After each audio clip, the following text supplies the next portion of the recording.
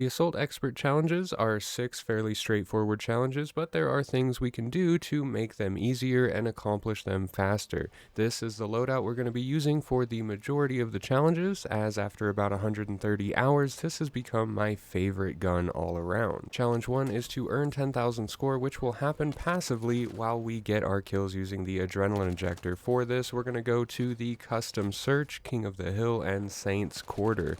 This map is extremely up close and personal. The respawns in King of the Hill are instant, and you feel like you're always in the action. Now, with that loadout I showed you, simply walk around and hip fire around the objectives, and you should be able to get your 30 kills with the Adrenaline Injector in 1 to 2 matches. As we are Assault, something we can do is use our Assault Ladder right off the bat to get inside of the objective before the other team, go over to this side wall, hop up on this wall, lay down, and they're just going to funnel towards you as they spawn right next to this building. Challenge 2 is to have 50 squad mates deploy on the deploy beacon that we unlocked from the first Assault challenge, and to also get kills or assists on concussed enemies. So let's equip our deploy beacon and our stun grenades and go into Breakthrough on either Myrick Valley or Liberation Peak. On Liberation Peak, we're wanting to camp that first hill. Once that sector is taken and over, we simply want to refresh, go join a new game on Liberation Peak,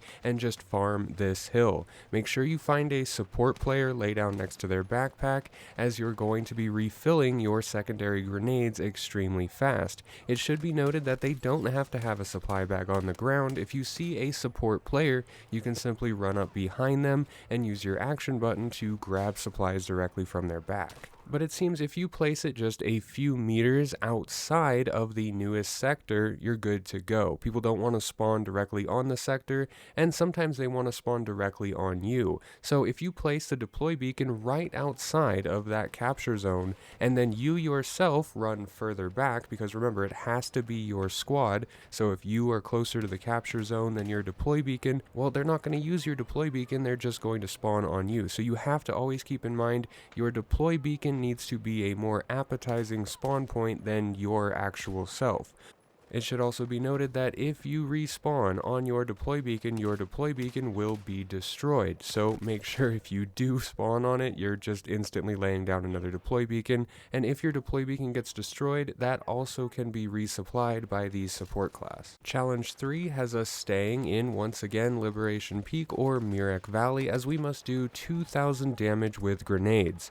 Now, it didn't say as the Assault class, so I did actually try changing to support, laying by one of my supply bags and dealing damage with grenades. While it doesn't specify, you do actually have to be the Assault class. It won't count your grenade damage if you're using any other class. So again, we are using the first hill in Liberation Peak, or that A zone, that first A zone that's always highly congested in Myrick Valley. We're finding a support player laying down next to their bag or crouching behind them to resupply, and simply chucking our grenades into the distance. One thing you should note, and that's going to make this challenge extremely easy, is your minimap.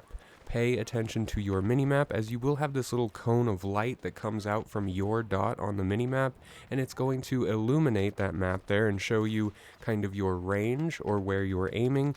You're also going to be able to see the little raspberries on the other side, the enemy red dots. Make sure you're aiming for them. So don't use the aim on the actual game where you're just looking. Look at your mini-map and direct your grenade throws with that. Stay near a supply bag and you will do perfectly fine. Now, one definite thing to note on this, and it's going to save you from wasting your time a ton, is if you throw a grenade and that little X pops up on your screen, it kind of looks like a hit marker, but it's just a white X.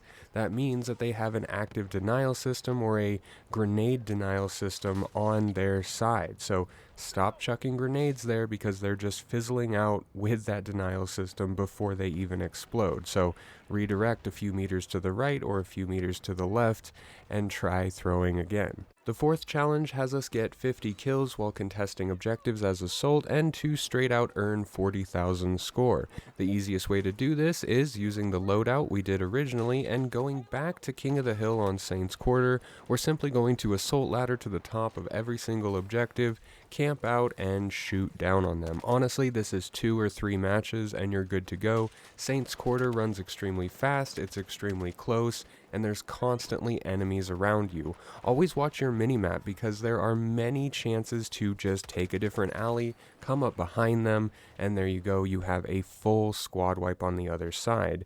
Paying attention to where they spawn, as in the first objective, they're spawning to the right side of that house. The second objective, they're going to be coming through that downward alley, perfect for the assault ladder above the tree. And the third objective, they're going to be coming around the back up the stairs. This is 80% of the time where they're going to be spawning, and if you know that and you're laying on the edge of the objective, getting 50 kills while contesting is extremely easy, and the 40,000 score will just come naturally. Now, we can actually swap our stun grenades out to something that does a little bit more damage, as that will also help. Just chuck your grenade into a contested assault zone or into a contested capture zone every time you spawn, and you'll be good to go in a couple of games. Challenge 5 was by far the most annoying challenge that I've done, outside of the 3,000 vehicle healing in a single life that we did with the adaptable challenge. That was pretty terrible. This incendiary round shotgun does between 5 and 14 damage if you're hitting them from any range at all. I'm talking 15 meters out, almost right up next to them. You're doing no damage at all.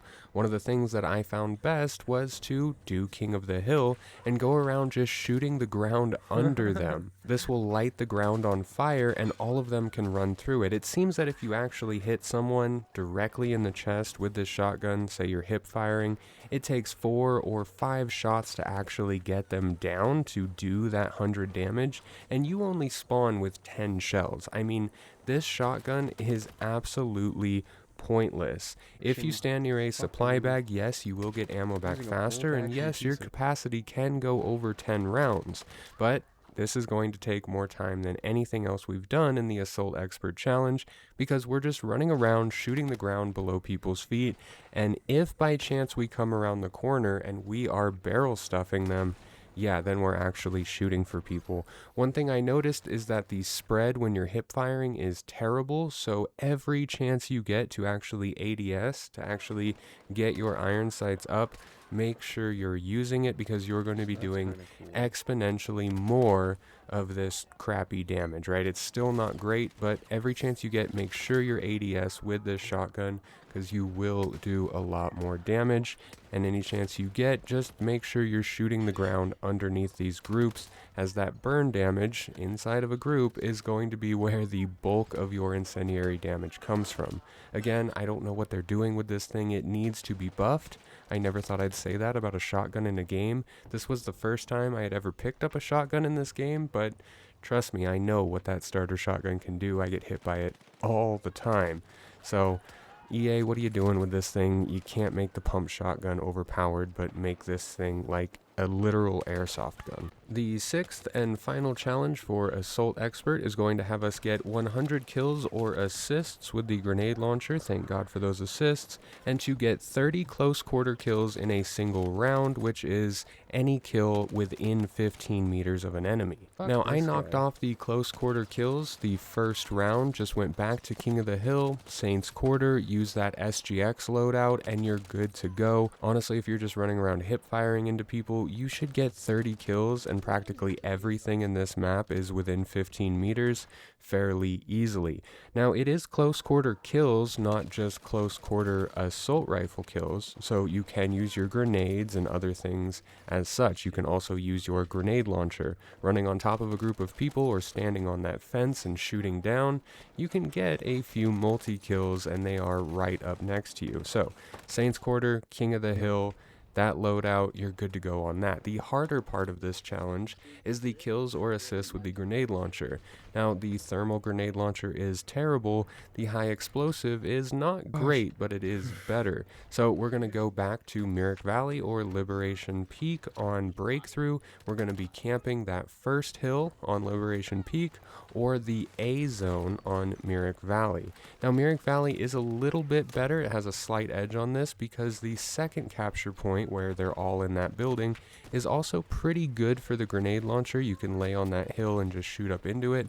But overall, I did all of mine on Liberation Peak because I just love running up behind that hill. There's usually 3, 4, 5, 7 of them just sitting on that same spot in the hill. You can run up behind them, shoot the ground, and get a multi-kill. If you don't get a multi-kill, you get a multi-assist. So Liberation Peak, Myrick Valley, make sure you're not just sitting back. Honestly, just sitting back and playing patient with this is going to take forever.